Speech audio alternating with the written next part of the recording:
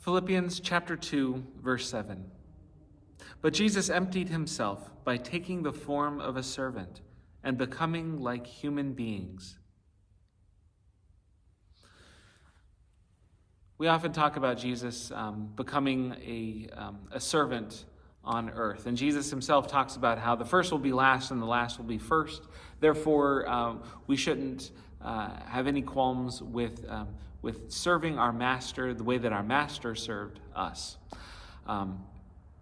When we go to restaurants, we call the waiters and waitresses servers, people who serve us and take care of us and bring us what we need. And as a matter of fact, we even have tips to ensure proper service.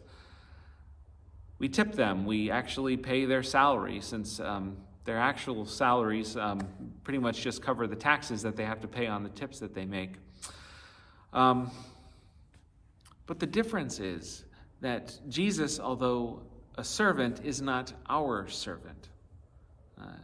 Jesus became a human being and took on the form of a servant, the form of a slave. In Greek, the words are the same. This word doulos sometimes is translated as servant, sometimes it's translated as slave. It's sort of interchangeable in the English translations.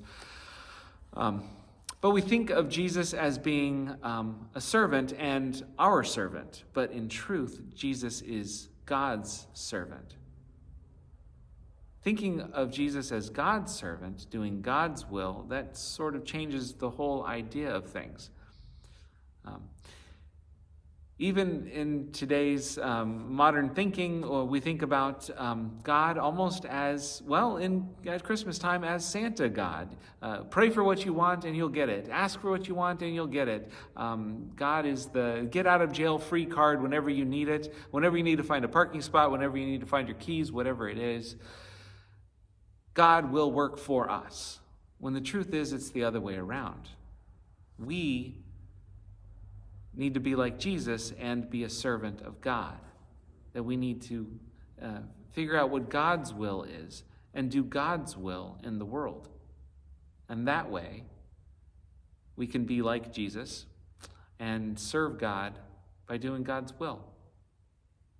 Amen.